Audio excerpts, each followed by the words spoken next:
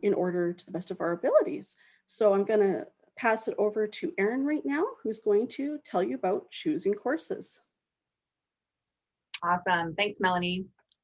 I'm just admitting students as they come, but here we are. All right. So as Melanie said, my name is Erin Mazzoni, and I'm also a program specialist in the undergrad office. And we know that most of you have choosing courses on your mind right now. This is a big part of the next couple of weeks as you're getting ready to do registration at the end of the month. So we wanted to kind of do this session where we would focus on the tools that help you to actually find the best schedule for you going forward into, as Melanie said, fall 2021, winter 2022. Okay, so one of the resources we like to direct students to is this program sheet that we've created. Keep in mind that a bachelor's degree at the University of Calgary is comprised of 40 courses, okay? Historically, a bachelor's degree meant that a student had around half of those courses surrounding what they call a major, right, or one topic, and the other half was meant to be your options or elective courses, okay? And we're going to talk about what you can do with those elective courses if you want to kind of add additional credentials to yourself, okay? But the idea here is to get an idea of what the BCom, the Bachelor of Commerce degree, looks like as a whole, all right? We have set it up to be taken in 4 years, but keep in mind, all that means is that there are 40 courses you need to complete, and you need to complete them. Really, you have up to 10 years to do it. We don't recommend taking that long, but you have 10 years to do it. So if you want to take, 4 courses a semester, which equates to 8 courses a year instead of 10, that's fine too. A lot of students do that, and then they take an additional 5 years. An additional years to make the whole thing 5 years. So what I'm getting at is this shows you what we call an ideal scenario. If you're going to complete your degree in 4 years, the idea is that you take 10 courses a year or 5 courses a semester, and it's broken up, hopefully, into a mixture of some courses that are core to your degree and some options, okay? Now, this just shows you some categories that we want you to be thinking about in each year. What we're going to do, though, is I'm going to share a new screen with you where we see the fulsome sheet. So this is the full sheet. You'll notice this top part here looks very similar to what we just looked at, but then we actually expand and show you, okay, well, when we talk about these junior prerequisite courses, what do we mean by that? Well, I'm sure a lot of you will recognize these courses because these are very often in your first year degree guide, right? We're looking for those kind of prerequisite courses, these econ, math, stats. Many of you students probably focused on these in your first year. Therefore, your next year, year 2, we want you to focus on finishing up any remaining junior courses. So anything out of this list is a good way to go for your fall semester, okay? Anything that's kind of missing out of here. We'll talk about options in a moment, but the idea is that you get these sewn up if possible, okay? The next step would be to look at some of these senior core courses, which is in this quadrant here, okay? You'll notice a lot of them have 317. Those are called your core 317s. They're introductory courses to all the different areas of business. And they also correspond to mostly foundation courses for any concentration that you end up going into, okay? This final senior commerce courses tend to exactly be in your final year. So you tend to take those in your year 4. So you can skip over those for now. But then you've got the concentration options and you've got your concentration courses and your senior options, okay? These senior commerce or concentration courses tend to be what you take in your 3rd year. So for 2nd year, you want to focus on anything left in the left column and a couple of courses potentially from this senior core course box. For anyone in kind of that 3rd, 4th year, you're going to focus more on the lower kind of right-hand side. Senior options are great to sprinkle through as well, and we can talk about that a little bit more. The second page of this document shows you what that concentration course looks like, depending on what concentration you go into. So for any concentration you're in, you are going to be taking 6 courses to fulfill it, okay? For instance, in accounting, we want you to take these 6 accounting courses, okay? In finance, we want you to take these 6. Now, sometimes it's really specific, these 2 finance, and sometimes we just say we want you to take 12 units or 4 courses, because each course is worth 3, in finance 400 or 500 level to complete that, okay? So I went through that very quickly. I know that, and I apologize for that. But this is a great guide for you. It is found on our website under registration. So if you go to kind of current students and registration, some of this, well, all of this info will be available to you in some capacity afterwards. So whether we're going to post it on D2L, Hello Haskein, I believe is the idea. So don't feel you have to absorb all of this. And as Melanie mentioned, we are also recording this. So hopefully we will get all the info to you somewhere. Erin, I also popped the link into the chat too. Amazing. So please pop over to the chat as well, and you'll be able to see the link to our website. All right, so back to the presentation. Next here is another tool that we really want to make you guys aware of. Okay, it's called your Academic Requirements Report. What this does is it takes the list of courses you and I just looked at, and it takes it and matches it or audits it against your registration. So any courses you have taken or are currently registered in will be essentially checked off that list we just looked at, okay? It's a real-time audit of your degree. It's called Academic Requirements. It's found on My U of C.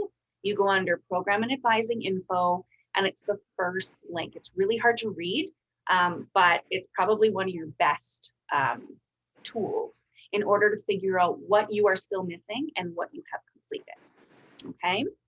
Now, I just want to address another question that's on a lot of people's minds, which is kind of how do we know about in-person, on campus, online?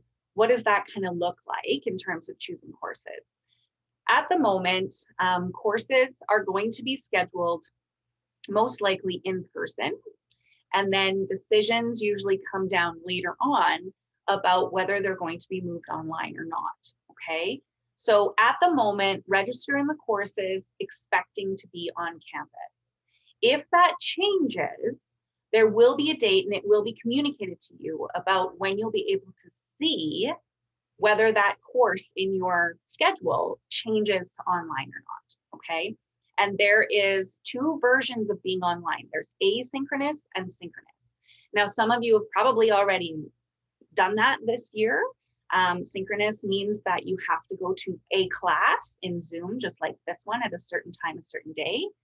Asynchronous means that it's all just at your own pace, okay? And those details are communicated kind of as they come out. We're in an ever-changing situation right now, and we're doing the best we can, but the information is only provided to us like very briefly before it's provided to you guys. So bear with us, all right? Okay, so that is the Academic Requirements Report, really useful tool. We're gonna go through a different type of report later, and I'm gonna show you my screen, so we'll touch on this a couple of times, okay?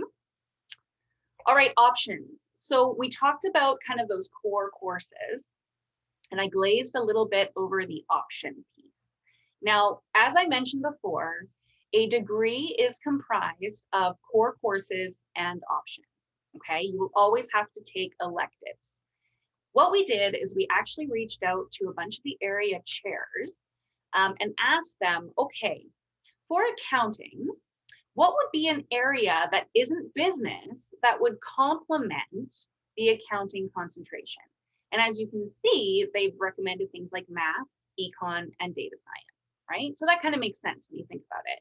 What might not make as much sense is if you scroll down and look at marketing, offers things like psychology, sociology, philosophy, right? Those can actually be really useful because if you think about it, marketing is about creating a need out of a want. So understanding how people think and how society behaves can be very useful when you're in the marketing concentration, okay?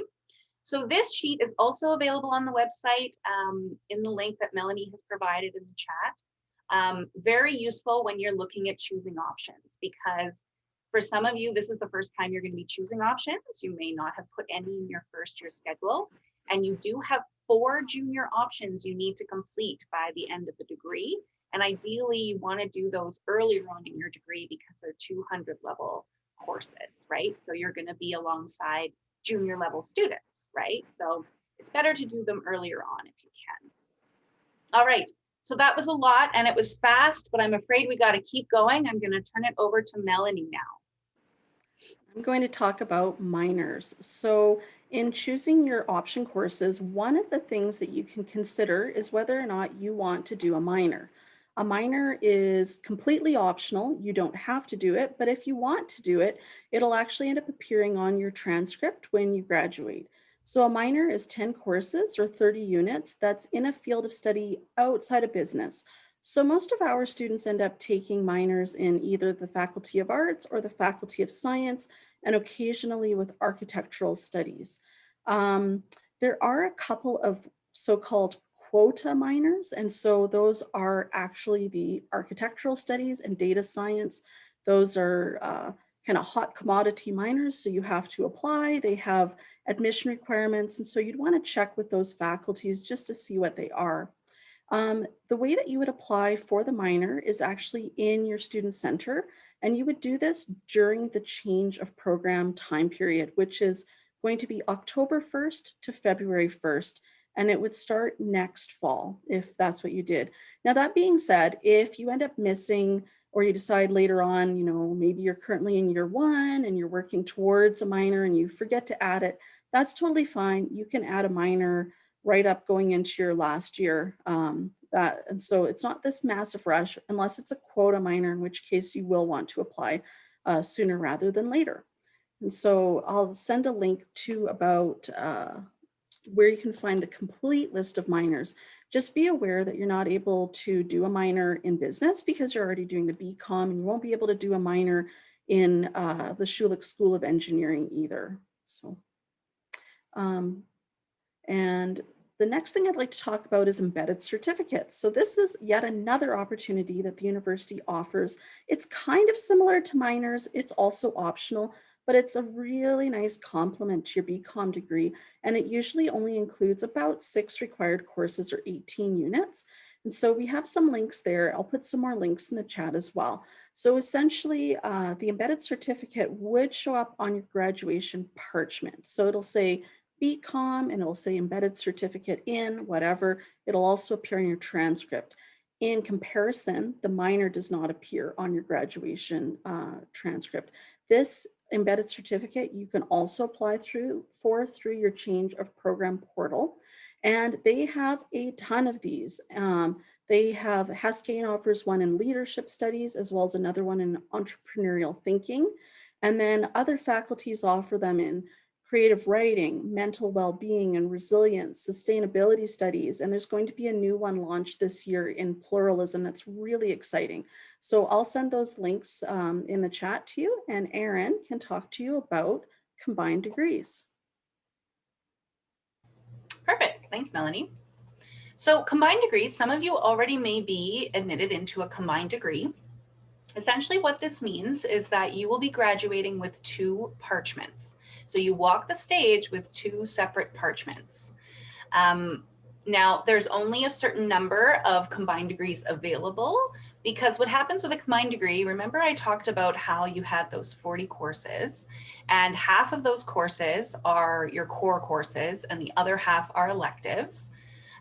This kind of changes depending on the degree. For instance, business is about 27 core courses and 13 electives. So it's not always a half and half split. Things that are more general like arts or sciences, they tend to be more evenly split with 20 and 20. And so for that reason, what happens with a combined degree is you borrow the elective courses from another degree and you slot in your core courses from your other degree, and they borrow from each other. And that's why you're able to combine 2 4-year degrees, but you could actually do it in as little as 5 years, okay? The key about combined degrees is that you do need to meet the requirements for both degrees. So you have to complete all the required courses for both degrees. You must also complete a minimum of 50 courses or 150 units. In order to get into both degrees, you would need to meet the admission requirements for both programs. So if you were in the business school and you decided you wanted to add a Bachelor of Arts in Econ, you would need to meet the Bachelor of Arts in Econ admission requirements.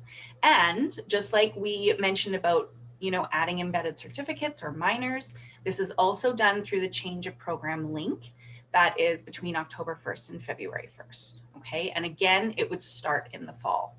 So anytime a student is considering a combined degree, we always recommend you speak with the advisors of that faculty so that you can understand the requirements for that program. So for instance, like I mentioned in my example for the Bachelor of Arts, we'd recommend that you speak to an arts advisor if you're interested in adding the Bachelor of Arts, okay? Again, very quick overview of these three other credentials that you can add. Melanie has shared some lovely links, and again, this will be available for your perusal afterwards, okay? All right, everyone. This is when we get a little bit more hands-on. We're going to talk about something called a what if advisement report, okay? So if you remember, I pointed out the academic requirements report, which is just kind of at the top here of that quadrant in the left there. Again, this is on your U of C Student Center under Program and Advising Info, and you've got the academic requirements. The third one down is the change of program, which we've alluded to a couple of times now. And then you can see that what if advisement report where the big red arrow is pointing, okay? We're gonna go through one with you just so that you can see how you would create one.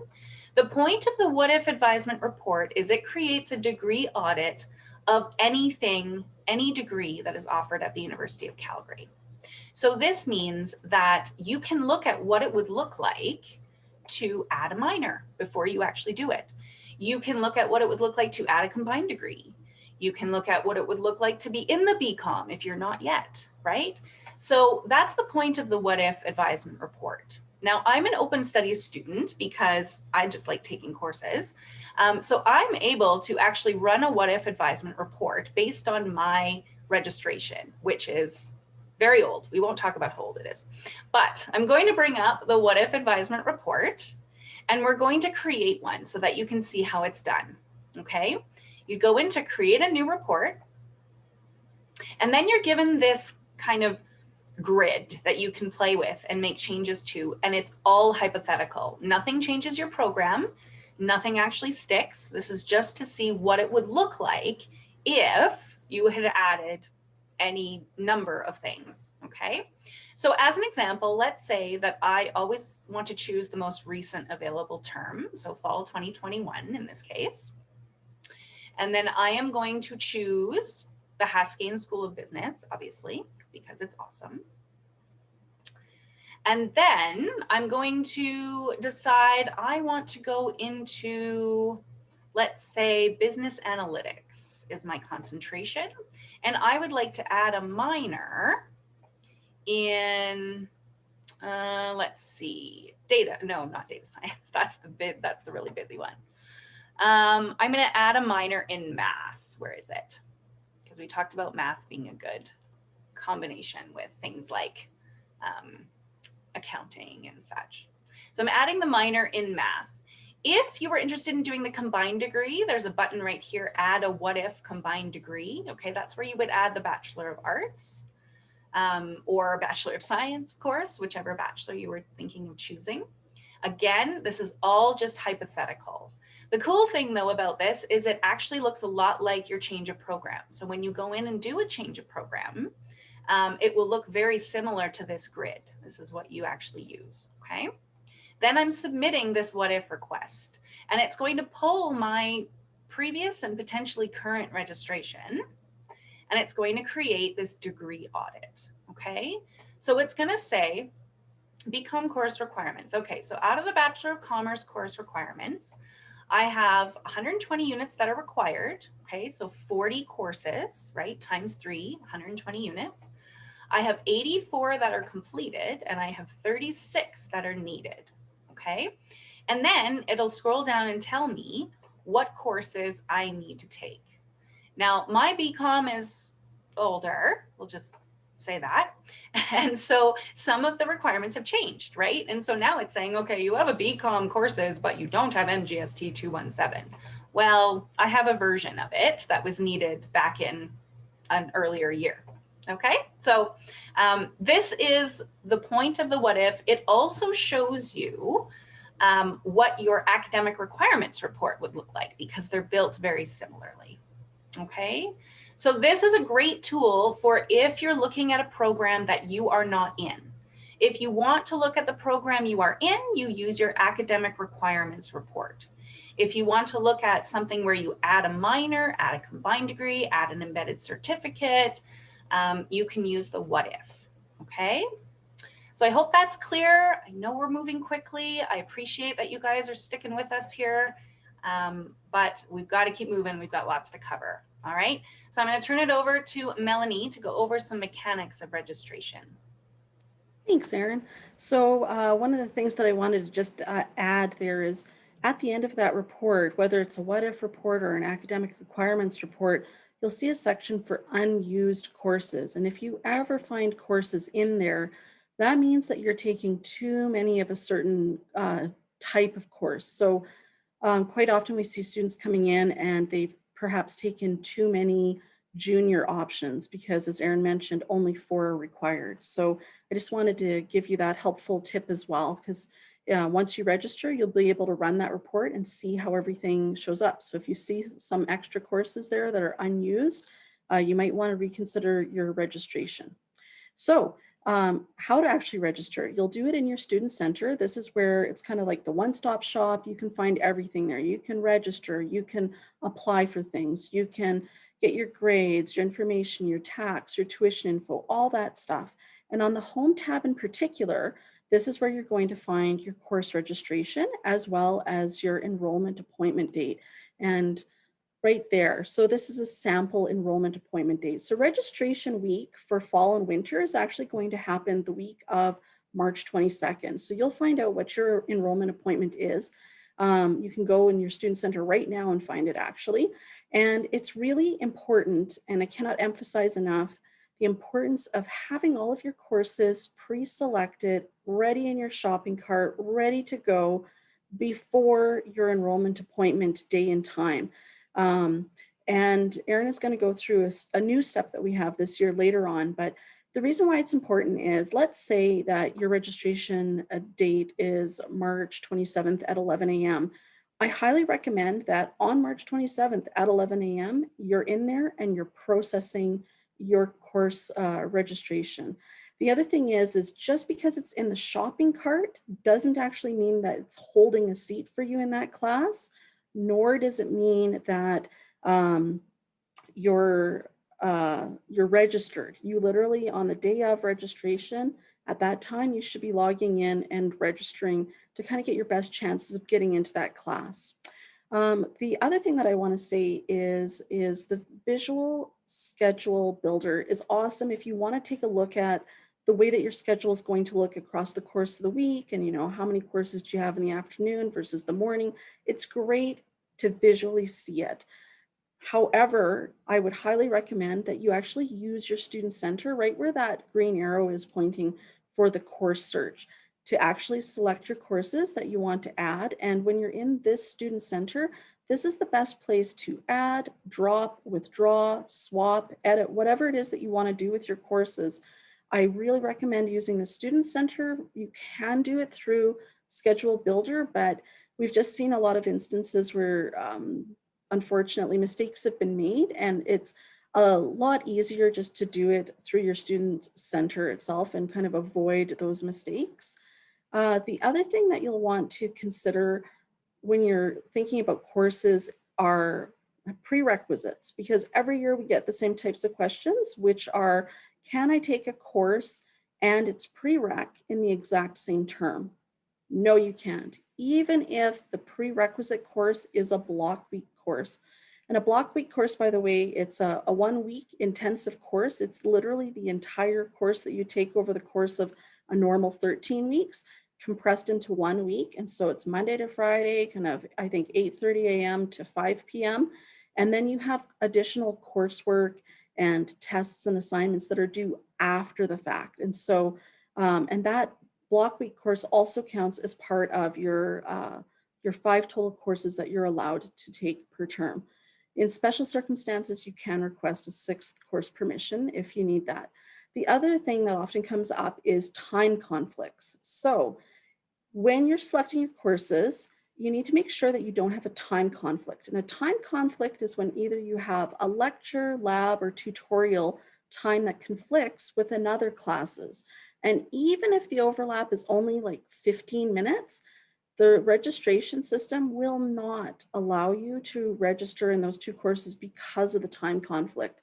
And we're also not able to override the time conflicts. So please don't come to us requesting time conflicts because we just can't. The other thing is you'll want to have backup plans. So like, you might decide I want to be in like whatever, accounting 341, lecture 2. But the day of registration, you go to register and then you realize, oh, that's actually already full. It's really important to kind of have your backup plans ready and like prepared. Then I think the next, I'll put a little thing for registration help in the chat, and Erin can talk to you about the latest and greatest in registration this year.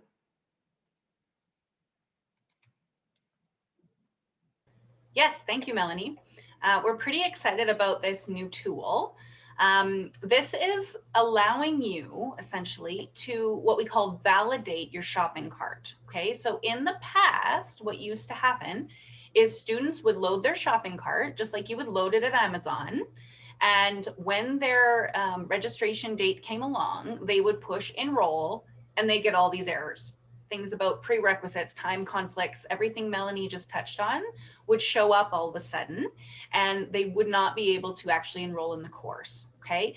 This validate enrollment course cart that is now being permitted will allow you to do that step before enrollment, okay? So it's going to check for things like time conflicts, prerequisites, right? All of that. So it will do it before the actual enrollment time so that you can see if there's any errors and you can fix them, preferably before that enrollment date. One thing I really want to stress about the enrollment date as well is that this is when you can start your registration. It does not mean it is the only time you can register, okay? It just means that the first time you can actually do registration will be at that date and time. And then anytime after that, you are also able to register, okay? So it's not like that time is it, right? You've got from then on to do registration. So we really encourage using this validate option so that you can essentially go through everything except the actual checkout or enrollment, okay? Great option for you guys. Now, I'm going to go through a couple little things about terminology, about registration. In the interest of time, I'm going to go fairly quickly. Hopefully this isn't too new for you guys because I know we're overloading you with a lot of info. So I'm just going to kind of touch on some of these. As Melanie mentioned, in your Student Center, you will have the option to add, drop, swap, or edit courses, okay? The add, drop are obvious. The swap is really useful if you're looking to drop a course and add a different course. You can use the swap feature, which will do this action simultaneously. And the reason this is useful is so that you do not drop your seat in the course you already have unless you are absolutely able to add the other course, okay? It just takes the element of risk out and you don't lose a seat unless you are absolutely able to add the other one, okay? So I really encourage the swap feature if you're thinking of dropping a course and replacing it with another one. Editing is when you're changing a subcomponent. So Melanie alluded to things like lab or tutorial. If you are keeping the lecture, but you want to change your lab or tutorial number or section, you can edit, use the edit feature, okay? Withdrawal, the difference between drop and withdrawal is a date. Okay, if you drop a course before the drop deadline, which is usually about 10 days into the new semester, it completely disappears, like it was never in your schedule, it was never in tuition, it was never on your transcript, it just drops off. Okay, if you drop a course after that date, which like I said, it's usually about 10 days into the new semester, it will be a withdraw and it will show up as a W on your transcript. There will be no refund of tuition. W's are not a bad thing in and of themselves, okay? They're for any number of reasons. Students have to drop courses. Most of the time it's to protect GPA. And that is totally fine. It is an option available to you. We just ask that you do not have more than 10 W's over the course of your entire degree, okay? All right, just a couple things about wait lists. We really want you to try wait lists, okay? If a course is full, get yourself on a wait list. You'd be surprised how these move. If the wait list is full, still try to register in the course. The reason for this is because we can see registration attempts and we can use that as data to go to the area chairs and say, look how many times these students are trying to get into this course. Is it possible for us to get another section to accommodate them? Okay, this is data, this helps our case. So please try to register in courses, even if everything's full, okay? There's a couple do's and don'ts here. I'm not going to go over them because they are available to you later. And I just think in the interest of time, you can read these when they're posted on the D2L. Okay, so we are going to move along here. I do want to talk about some of these important pieces. Melanie has alluded to this as well. If you have courses in your shopping cart, they are simply saved as that course, that section. They are not saving your seat. You are not enrolled in the course until you enroll, okay? It is essentially just bookmarked is the way they say it here. You are registering for both fall and winter in this upcoming cycle, okay? So as of end of March, you're registering for both fall and winter. Please do both because everyone else is doing both. So you don't want to miss out on seats because you thought you only had to register for fall. And then prerequisites do need to be completed for fall and winter courses, or they just have to be in progress. So you have to have registered in those courses in spring, summer, if they're prerequisites, or winter, in order to be able to register in them in fall and winter. One final note, and this is really important, some students find out too late that they have holds on their file. Admissions, enrollment services will put holds on your file if you are outstanding on your fees. This happens with library fines as well. It happens with parking fines, okay? If there is a hold, if you have outstanding fees, you need to clear those up before your registration date, okay? For fees, for tuition fees, you would go to admissions, but anything else, you have to go to the actual office. So for parking, you'd have to go to the parking office. For library fines, you have to go to the library, okay? So that's really important. Make sure you don't have any holds on your account, okay? And that should show up in your financial section of your student center. So I'm going to turn this over just to give you a couple tools for success from Melanie. Yeah, so it's really important when you're registering that you're balancing your business and your non-business courses just so you don't get overwhelmed, and also so that you can get through those junior and senior options that Erin has talked about. And so typically we recommend maybe you want to take only 3, maybe maximum 4 commerce courses per term, which means if you want to take 5 courses, the other 1 or 2 should be options from a different faculty, just so it kind of balances it out for you. The other thing is full-time student status is defined as doing 9 units per term, and that's how it's defined for the fall and winter term. So as long as you're taking 3 or more courses in fall or winter, you're considered a full-time student. And so this can affect things like student loans, RESPs, scholarships, things like that. Now, please note, sometimes people win a scholarship and that scholarship might have very specific criteria that says their definition of a full-time student is perhaps taking 5 courses per fall and winter term. So if that situation pertains to you, obviously follow the direction that's specific to your personal situation. Erin already talked about withdrawing from courses earlier, but just so that you're aware, you're only able to withdraw from a course, like a given course, once. You can't withdraw from it a second time. You could drop it if it's still early enough, or you'll just have to take the grade. That's kind of how that works. Um, you can repeat a course, that's not a problem. And if you, so say you don't get the required C minus or better, or a C or better, which is kind of typical of most of our commerce course requirements, you can repeat that course. But please note, it could potentially delay your graduation date plan. You might have a plan in your mind of when you want to graduate. If you're repeating courses, obviously it could delay it. But there are ways that you can catch up. Maybe you want to take a spring summer course, maybe you want to take a 6th course, and you can meet with the program specialist team, and we can help you through that and kind of give you your options.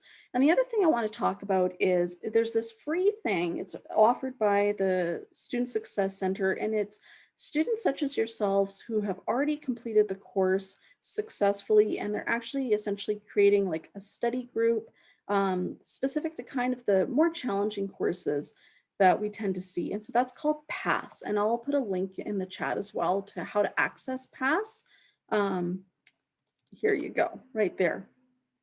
The other option that you have available within the Haskein School of Business, and it's something that's unique to our faculty, is that we have an academic development specialist, and her name is Susan Pasude. And so she is there. You can set up an appointment with her. She's meeting with students virtually over Zoom. You can send her an email, and she can talk to you about things like, maybe you're finding that you're procrastinating. Maybe in high school, you got top grades, and now that you're in university, you're finding that the grades aren't really maybe what you were used to. And you just want to find, tips and tricks of how to improve.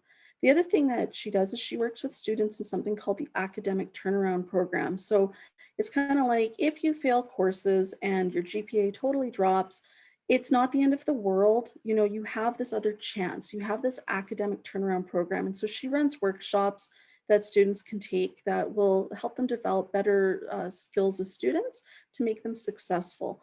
And so that's more or less the academic development specialist, Susan, and that's her role. And we just wanted to make you aware that this resource is available through Haskein.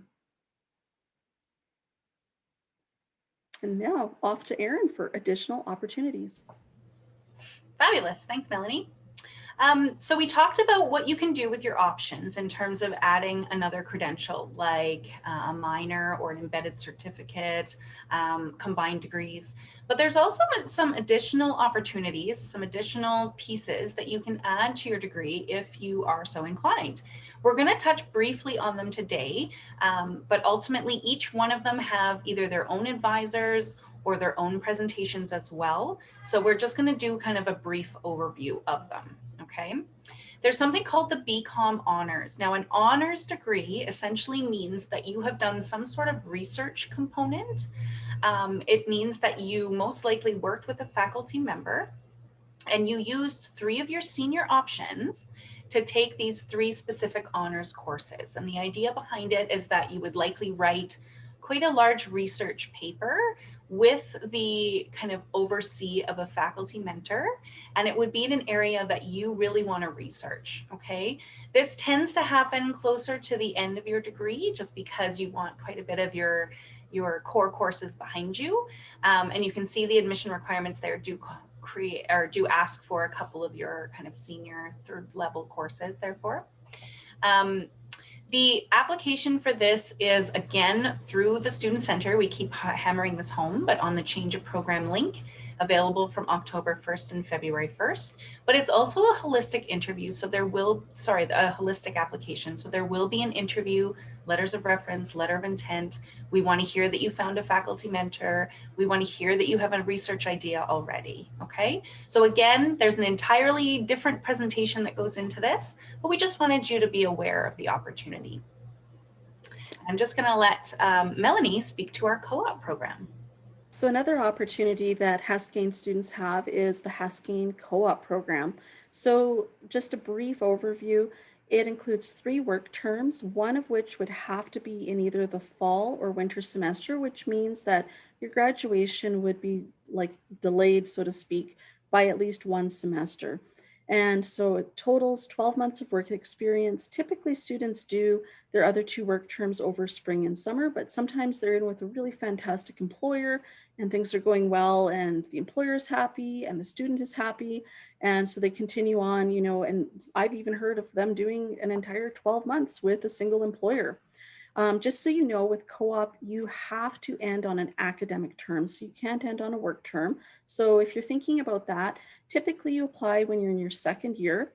And the other thing is that's great about this is you actually get paid to do the work, and so it's not just an unpaid internship. And so at the end of the day, you're graduating with the BCom, with co-op. That'll show up on your parchment as well as your transcript, and you have that relevant work experience and the references. So you'll want to apply through D2L when the time comes.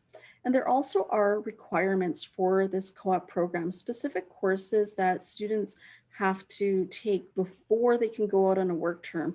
So when you're thinking about your course planning, make sure that you've taken these courses listed here, as well as whatever your specific concentration course requirements are. There is a GPA requirement to co-op as well. It is a competitive application. And it also involves, like, you have to submit resume, cover letter, all that kind of stuff. And our career development specialists with Haskein are able and willing to help you with all of that process as well. I'll send more info through the link. And as Erin mentioned, there are going to be future presentations about co-op. So if you're considering doing it, I highly recommend it. I think it's great. I've seen a lot of students actually get co-op job or get jobs following graduation based on the co-op terms that they did. It's not a guarantee. It doesn't happen with necessarily every student, but I've seen it happen. And so highly recommend it. And Erin can tell you about exchange, as Yay. this is her area. Yeah. That's right. So as part of my portfolio, I also administer the Haskein International Exchange Program. So this is essentially what it sounds like. You can go somewhere else in the world to take some BCom courses. I happen to cover the Asia Pacific region, and my colleague Stacy looks after the Europe region. So we have many partners within the world, and you're able to go and take concentration courses or your commerce or non-commerce options, okay? The key thing to know about international exchange within Haskein is that we're really looking for you to go in your 3rd year or later, just because most of the courses that you're going to be taking, especially the business ones, tend to be at the 3rd year level. Okay, so we're not being mean. It just happens to be that our partners expect you to have a certain level of understanding before you get there so that you can take 3rd or 4th year level courses with them. Okay, so we do have some recommended eligibility requirements. It's also holistic. So we do have a questionnaire that we send out, and applications are done through RAISA. But I can certainly answer any questions about that. And we also have our own presentation and advising hours, etc. So, feel free to reach out if you are interested in international exchange. Okay, so we went through a lot. We wanted to allow a little bit of time for questions, which we're happy to take in the chat, or we can also if you want to raise your hands. Melanie and I will stick around for a little bit longer too, if you want to just kind of wait. If you'd prefer to ask questions kind of more independently. But additionally, actually, Melanie, if while I'm speaking, if you want to look up the program advising info and how students can join the queue, maybe I'll just go into that really quickly. You bet. So essentially, we offer drop-in advising on Tuesday and Wednesday afternoons from 1:30 to 3:30. And we have mornings on Thursdays from 9:30 to 11:30. Okay, that is the traditional schedule. As we get closer to registration week, that is going to be increased, and we will offer drop-in hours every day of the week. So Monday to Friday, the hours will vary, but Melanie has put in kind of where you can check that out and make sure to keep apprised of when we are offering those dates and times. But ultimately, if you wanted to ask some questions this afternoon even and get kind of one-on-one time, Melanie has put in the chat how you would do so. We actually make use of queue lists.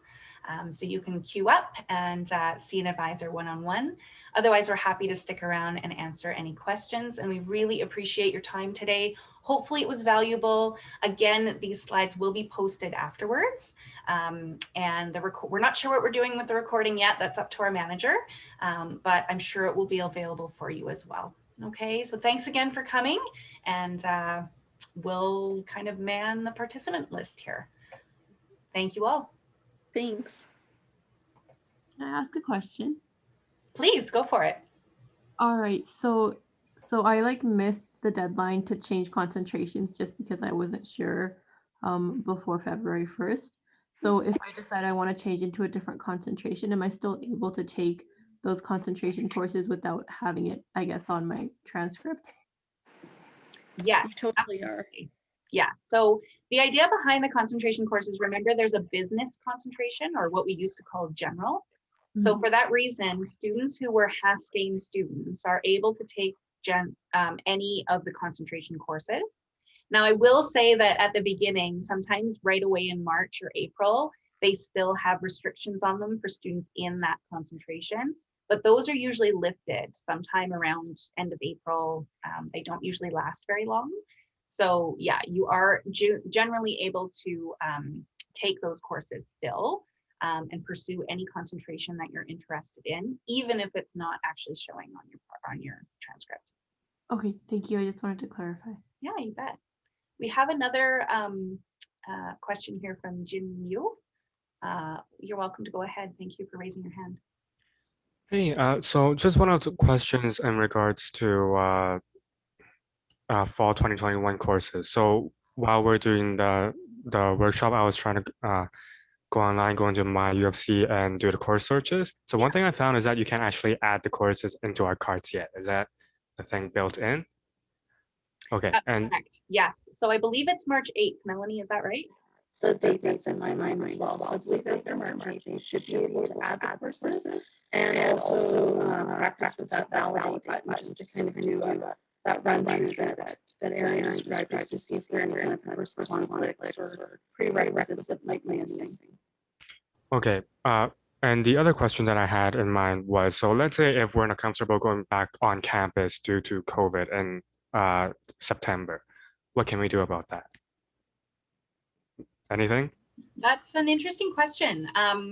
At this point, because we don't know who is going to be offering online and who isn't, at this point, you know, it's going to be kind of what the university mandates. So if they mandate on campus, then it would be kind of a conversation that you'd want to have with enrollment services at that point, because the faculties can't really go against university rulings, right? So you'd want to reach out to enrollment services. I think if they hear that enough, they may, you know, be able to look into other options. But it also, and this may be a good time for me to bring up something called a stop out, which essentially means that some students choose to take time off for a variety of reasons, and they are able to do that with no kind of repercussions, as long as you register within 1 year of your last registration. So Jin, in your case, if you had been in classes for winter and fall was basically decided to be on campus, you could choose to not come in fall. And as long as you registered by next winter at the latest, you would retain your seat in the program and you would not have to reapply or anything like that. It would basically, you kind of get that grace where you can take up to, you know, a year essentially off with no repercussions. And that would be kind of my suggestion, right? Reach out to enrollment services if that is the situation we're facing, or consider maybe taking the semester off when you're more comfortable and return in the winter. All right, thank you. You're welcome. I also noticed Melanie put in the stop out link as well. Jocelyn, go ahead. Thanks for raising your hand. Hi, yeah, I was just gonna check which line do we join for the drop-in sessions? The enrollment services one or the Haskein School of Business? Haskein School of Business, and it won't be open yet. It will be open for 1:30 this afternoon. Perfect, thank you. You're welcome. The queue listing, I think the queue technically opens, is it 10 minutes before? So if the advising session starts at 1:30, just a little kind of helpful tip, you can start registering and getting it in the queue as early as 1:20 p.m. I highly recommend that because it can be, very popular right at the beginning. I find that our faculty is able to respond to most of the people that want to get in, and so it can fluctuate. So during that kind of 1:30 or 3:30 period, there will be times to see that the queue is closed, but it's not necessarily closed the entire time. Just so you're aware, so as the advisors get through advising students in the queue, if they are fast enough, the queue will be open. So you can kind of keep your eye on that, or send an email to us. That's the other option through the undergraduate at Haskein.ucalgary.ca, and we will get back to you. We're Monday to Friday, 8:30 to 4:30. So I don't know if everyone else is experiencing, Melanie, your audio's a little bit funky. So I don't know if anyone else is experiencing that, but I'm just going to give kind of a Coles notes of what she was saying. But essentially, she was just saying that the queue in QList does open a little bit earlier. It tends to open about 20 after 1. So feel free to kind of jump on a little bit earlier so that you can get in the queue. The other thing is that it does appear that it closes prematurely sometimes. Still keep an eye out, because if the queue closes early on, it doesn't mean that it's going to stay closed for the entire session. So just keep an eye out. You can still join and be able to join us. And then as kind of a final resort, you always have the email, which is the undergraduate@haskein.ucalgary.ca, and we'll put that in the chat as well. But essentially, you have that as an option in order to email us as well if you have any kind of questions, and we endeavor to get back to you, within kind of 8:30 to 4:30 Monday to Friday through that email. Okay. Does anyone else have any questions? I don't see any hands up or anyone in the chat at the moment. I know that we inundated you with a lot of information today, but the great thing about these kinds of webinars is that they are available afterwards, and the slides are available afterwards. So they can be really useful, to go back over when you have more time and at your own leisure. And one of the things that I wanted to recommend too, with in terms of minors, embedded certificates, those can actually double count essentially in your BCom. So all those junior and senior options that you have, they can be fulfilled, like those BCom requirements can be fulfilled by the courses that you'd end up taking for your minor and your embedded certificate. I don't think I really mentioned that very clearly. So it's kind of similar to the way that it works with like the combined degree, the same idea that if you take that course from a different faculty and you have room in your BCom for those options, that can fulfill it. So it's not like, at the end of your BCom, you're ending up taking like 46 courses or 50 courses for adding an embedded certificate or a minor. It's doable with careful planning to finish that all within the 40 required courses. Yeah. Awesome. Thanks, Melanie. You sound much better. So yeah, it happens every time after a while. Sorry. Okay. And Jen, you have a question? Hey, so yeah, I just wanted to confirm something in regards to full-time status. So I've heard from my upperclassmen that we should take courses in the spring and summer if we want to retain that full-time status. So is that true? And is it like 2 courses and above for spring and summer? Yeah, so it's not actually required to take it in the spring and summer, but it would be required to be a full-time student in fall and winter. So taking at least 3 courses in the fall term and at least 3 courses in the winter term. If you did want to be considered a full-time student in terms of taking a spring course, you can take, I believe 2 is considered a full-time student load. That's for 2 spring courses, and you can also take 2 summer courses. If you have never taken a spring course before, what we always recommend is that you only take 1 to start with. Just try it out, 1, because you can technically, on the books, you can take up to 4. I have never seen it done. I have seen it attempted, and I saw that student pretty much drop and withdraw from every course except for 1 at the end. So, you don't want to hurt your GPA. You don't want to pay for courses that you end up withdrawing from, because in the spring and summer, because everything is done in the course of like 6 weeks versus 13, it feels like you're taking twice the number of courses than you actually are. And so some students love it. Some students take it and they're like, this is amazing. And they routinely take spring and summer. But yeah, it's not a requirement, and you don't require it in order to maintain, full-time student status, just as long as you do it in the fall and winter. Yeah. All right, thank you. You're welcome. And Matthias? I hope I pronounced your name properly.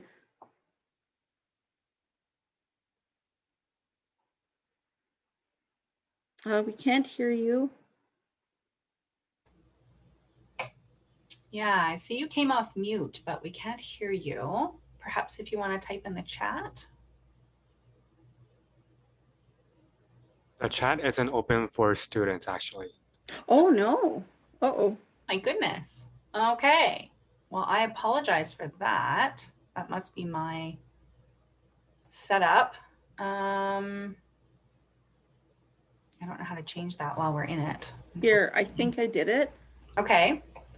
So Matthias, Let's maybe see. you could try. Yay, perfect. I'm glad. Oh, good. Sorry about that, everybody.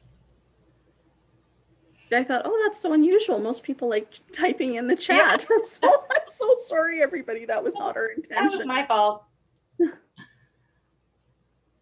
I've sent a little request to unmute you, Matthias, but if that doesn't work, I think the chat's working now. Mhm. Otherwise, we've got the undergrad email. Oh, there he is. Okay, minimum GPA for co-op program. That is Yeah, a I good think. question. Yeah, I think the minimum is they're in that kind of 3.0 range. However, it is competitive. So they are kind of looking at a holistic as well. So they're looking at your interview, they're looking at your cover letter and resume and all of that, because you do submit all of that for the co-op program. So it's not just about the GPA, but I think like as a minimum, they're probably in that 2.9, 3.0 range. The other question that somebody asked was, what kind of combined degrees would you recommend with business? Ah, that's a Yeah. great question. In the calendar, we actually have a list of them that are available, but the ones we see the most are things like Bachelor of Arts with Econ. That tends to be very common. And the Bachelor of Kinesiology also tends to be a very common mix. Bachelor of Science in Actuarial Sciences also tends to be a very common one. Those are the ones off the top of my head. There's also a Bachelor of Science in Computer Science as well for those BTMA managers or BTMA concentrators. Melanie? And I've seen a lot of combined degrees with psych. A lot of people want to become psychologists and they want to run their own business. And so I've seen it with that. And I've seen it also quite a bit with law and society, because a lot of students, have the plan that they want to go to law school afterwards. So, okay, we also have a question. How can we access block week courses? Would they show up as a term in the course selection schedule builder options in the student portal? So yes, so when you're in your student center and you're doing the course search, there's actually an advanced course search option. And I think it's called session, and you can specifically pick block week. So if you know that you want to do an intensive 1 week course, it's a good option. As Erin indicated, the intention is that we're going to schedule things to be in person. So one thing to be mindful of is if things end up being online, you have to consider, do you feel comfortable sitting for 40 hours in 1 week staring at a screen, because that could be challenging. So it's just kind of something to consider. The other thing too is with block week, let's say you start the course that day, you have to drop the course the same day, like the very first day of classes. That is the drop deadline for a block week course. So if you get in there and you realize this is just not the course for you, you don't like the format, you have to drop it that first day. Otherwise, it will show up as a withdrawal, a W on your transcript. Thanks, Melanie. There's a you're welcome. couple questions here about exchange and co-op. So just for exchange and co-op program together at the same time, no, we don't really have co-op, like doing a co-op abroad as part of the exchange program. That's not something that we have organized, but you can do a co-op and an exchange within the same degree. So you can be in the co-op program and you can participate in an exchange. They just don't happen at the same time, okay? So you can, if that's the case, we usually mention that you finish your co-op and then plan to maybe graduate on exchange. So go on exchange in your final term. So leave some of those options and concentration courses, and you can take those in your final term. The reason for that primarily is because we don't want students to be away somewhere abroad during recruitment season for the co-op placements, right? We don't want you to miss out on interviews because you're in Japan. So it's better to be here, complete your co-op, and then go on your exchange. And okay? that being said, I have seen students get co-op placements outside of Canada. And so Yeah. there was this one person, I think it was a gal, and she went, I think she was in Paris and Milan, and she had a focus on fashion, and she was working in marketing and international luxury brand. It sounded pretty awesome. I wish I could have done that. That would have been fun. Wow. But anyway, so it is possible you can actually do your actual co-op work placement abroad. That's an option for sure. Yeah, it just wouldn't be part of the exchange program, right? It would be co-op that you had won, essentially, right? So a job that you had been a successful candidate for, and it would be a job that would be overseas. And Erin, we have another question. Somebody is asking, since students can take courses towards their concentration without being officially registered in that concentration, is it correct that we can change our concentration up until our last year? Ah, yes. Yes, it is. You can change concentrations. You can even change them multiple times, because that change of program is available every year from October 1st to February 1st. So every year you could fill it out with a new concentration. The only thing we say is if you're going to do that, keep in mind that each time you change concentration, your degree program requirements change. So you do want to be apprised of what those degree requirements are, and not find out that, you know, you changed your concentration at the very last minute. There's an extra course you need for that concentration that you didn't realize, and now you're delaying your graduation, right? So just keep that in mind. Yes, you can absolutely do it, but there are risks involved, because the later you do it, the more risk there is that you're missing something, okay? There was another question about exchange. Do you travel in a group with classmates? So for the Haskein International Program, no. For the most part, you are going individually. We may send, say, 2, 3, 4 students from Haskein to that same partner, but you don't travel together.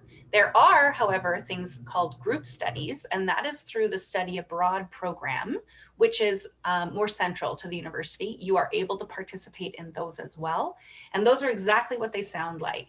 You spend some time in a class with a University of Calgary professor beforehand, and then you go as a group for a couple of weeks. It's not usually a semester, it's a couple of weeks all together, and you travel as a group. Okay, so that's called a group study. They're awesome. There's one about business in Japan, which I wish I had done when I was in my program. So yes, there are 2 different options. You're able to take advantage of both. I won't go into those details right now, but yes, the answer is not with Haskein, but with the University of Calgary. Yes, you travel as a group.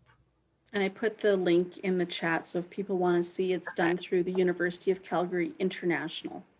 And with that one, I think that you can go on exchange as early as your second year.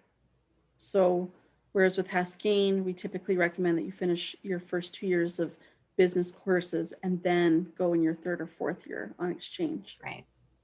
There's a couple comments in here. Thanks, Ryan, for your suggestion that you took 3 courses in spring. Not a great idea. That's very true. We have Hania who's asking about the rest of the presentation because she missed it. No problem. We did record it, and the slides are also going to be available on D2L. So you will be able to access the presentation. Certainly the slides, the recorded piece, I suspect we will post as well, but we'll have more details about that once we speak to our manager about it. Ryan, you came back with a time conflict question. I heard that time conflict is allowed for students in their last year from previous course selection workshop. If I remember correctly, I will need to get a form from the advisor and give it to the prof of the conflicting courses. It's still an option. So time conflict, I have heard rumors, and when I used to work in engineering, they allowed it for engineering students.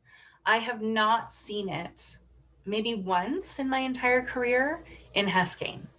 So I would say for the most part, like 99% of the time, this isn't available.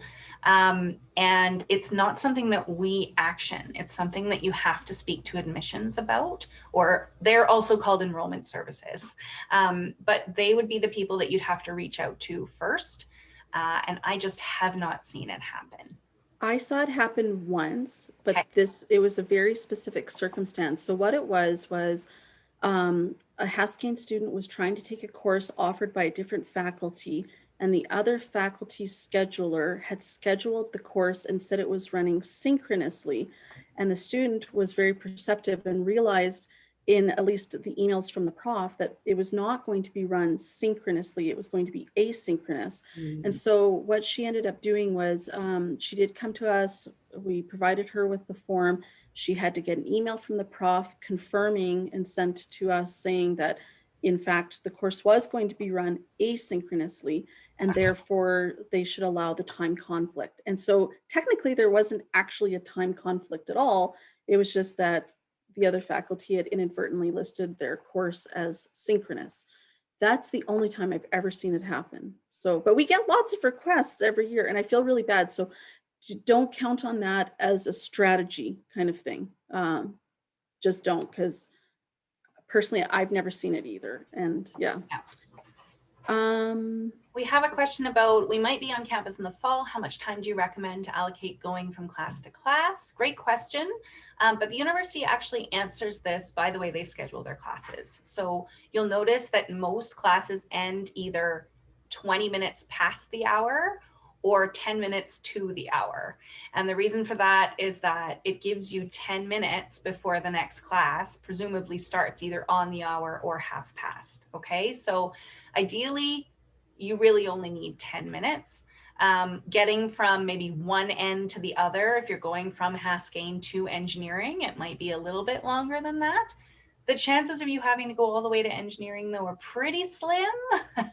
I haven't seen it done. I do it all, or I used to do it all the time just for exercise. But you know, you guys for classes, you would never really have to go anywhere that's further than 10 minutes away. Oh, that's the other thing I should mention. When you're registering, I mean, by now you've probably already experienced registration and things like that. But just make sure that you're taking note of the location, because occasionally we do get students who try to register in courses that are offered in Red Deer. And that's actually for Red Deer College students specifically. So if you see a course section and it says location Red Deer, don't register. Unfortunately, you won't be able to take the course. So yeah, and okay. I see. Yeah, and so, and Ryan, if you want to reach out, you know, you can send the undergraduate team an email, and we can try to work with you on this. I mean, we can try, right? But yeah, did anybody else have any questions? I think that's good. Well, that's great, guys. Thank you so much for attending. Like I said, the QList app will be open this afternoon about 1:20, so feel free to join if you have further questions. We gave you a lot to digest, and I really recommend you pop in between now and this afternoon and look at that academic requirements tool, because that will open up a world for you to understand your degree and understand kind of what is still required and what you've completed. Sometimes it's nice to see those check marks. Okay, so thanks again for coming. I'm going to unrecord at this point, if I can figure out how to do that. And yeah, thanks again for coming. Thanks, everybody.